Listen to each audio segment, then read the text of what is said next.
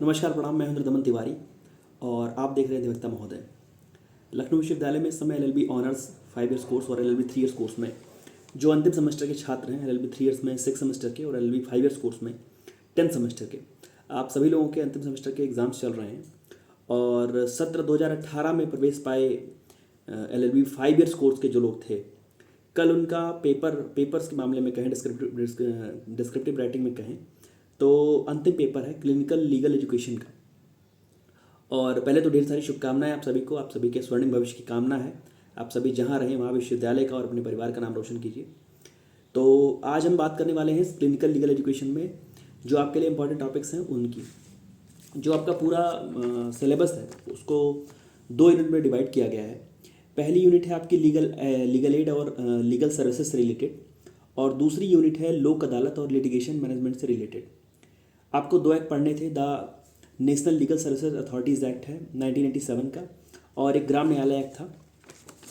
इनके सिलेबस के आधार पर देखा जाए और जो यहाँ पर विश्वविद्यालय में चीज़ें बताई गई, पढ़ाई गई, उनके अनुसार से देखा जाए तो आपके लिए जो 5 बड़े सवाल होने वाले हैं, लीगल एड से सवाल, जेल रिफॉर्म से सवाल, लीगल सर्विसेज से सवाल, लोक अदालत से सवाल और नेशनल लिटिगेशन मिशन से एक सवाल। तो अगर इन सवालों के पूरे सवाल की बात करें अगर कि कैसे सवाल आने की उम्मीद है तो आप नोट कर लीजिएगा। पहला सवाल आपका जेल रिफॉर्म से है कि जेल रिफॉर्म का जो हिस्ट्री है, उसका इतिहास क्या है। जो जेल सुधार हैं उनका इतिहास क्या रहा है, उसका इंडिया में डेवलपमेंट कैसा रहा है और कैसे वो विश्व भर में कैसे उसका सुधार हुआ, कैसे उसका विकास हुआ, डेवलपमेंट हुआ, जिसका असर इंडिया में पड़ा, देश में पड़ा, हमारे देश में पड़ा। इसके साथ ही आपको यूपी जेल मैनुअल भी थोड़ा सा पढ़ करके आने की आवश्यकता है। और यूपी जेल मैनुअल में जो प्रिजनर्स के पास राइट टू कॉम्पनसेशन है, जो उनके पास प्रतिकर पाने का अधिकार है, जो उनके पास मुआवजा पाने का अधिकार है, राइट टू कॉम्पनसेशन, वो पढ़ने की ज़रूरत है। तो जेल रिफॉर्म से आपका एक सवाल। दूसरा सवाल आपका लीगल एड से है कि लीगल एड का मतलब क्या होता है, what is legal aid. Legal services का मतलब क्या होता है। लीगल एड और लीगल सर्विसेज में एक बार थोड़ा सा अंतर भी देख के आइएगा, पढ़ के आइएगा। और उसके बाद जब लीगल सर्विसेज आप पढ़ते हैं तो वहाँ पर आपको देखना है कि प्योर लीगल सर्विसेज क्या होती हैं और पैरा लीगल सर्विसेज क्या होती हैं। तो प्योर लीगल सर्विसेज और पैरा लीगल सर्विसेज में आपको नेक्सस भी देखना है, डिफरेंस भी करना है। और साथ ही साथ आपको आईपीसी, सीपीसी और सीआरपीसी में जो पैरा लीगल सर्विसेज हैं या प्योर लीगल सर्विसेज से संबंधित जो प्रावधान हैं उनको पढ़ करके आने की आवश्यकता है।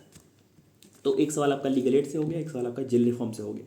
तीसरे सवाल की अगर बात करें तो जो इंडिया में लोक अदालत सिस्टम है, तो लोक अदालत सिस्टम का मतलब क्या है, लोक अदालत के मायने क्या होते हैं और इसका भी हिस्ट्री और डेवलपमेंट आप देखिएगा, कैसे इसका इतिहास क्या रहा है, इसका विकास कैसे हुआ, क्यों इसकी आवश्यकता पड़ती है, क्यों माना जाता है कि सामान्य तरीके से न्यायालय की जो प्रक्रिया है उससे अलग लोक अदालत में जाना ज़्यादा सुचारू है, ज़्यादा बेहतर है, किफ़ायती है। और इसके साथ आपको परमानेंट लोक अदालत भी पढ़ने की आवश्यकता है। परमानेंट लोक अदालत जरूर पढ़ लीजिएगा। इसका जो गठन होता है, कैसे लोग फंक्शन करते हैं, कैसे इनका जुरिडिक्शन डिसाइड होता है, वो सारी बातें आपको पढ़नी है। ये 3 सवाल आपके हो गए। चौथा सवाल आपका जो लीगल सर्विसेज अथॉरिटीज़ एक्ट है 1987 का, उसके प्रोविजंस आप जरूर देख के आइएगा। जो उसके विशेष प्रावधान है उसको आप पढ़ करके आइएगा। साथ में जो सुप्रीम कोर्ट की लीगल एड कमेटी है, सुप्रीम कोर्ट की जो लीगल एड कमेटी है और जो हाई कोर्ट की लीगल एड कमेटी है, दोनों ही लीगल एड कमिटीज़ का जो पावर है, जो फंक्शन है, जो उनका जो कार्य क्षेत्र है, उसको पढ़ करके कायदे से आइएगा। तो ये आपका लीगल सर्विसेज अथॉरिटीज़ एक्ट हो गया।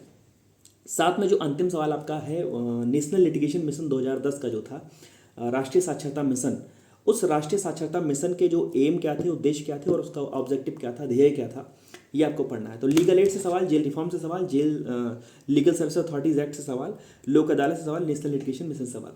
इन पूरे टॉपिक्स को आप कवर करके आइएगा। जितना मैंने कहा, अगर आपने उससे कुछ अलग भी पढ़ा होगा, हो सकता है वो भी आ जाए, उम्मीद करते हैं, क्योंकि 10 सवाल में से 5 सवाल तो आपको करने ही रहते हैं।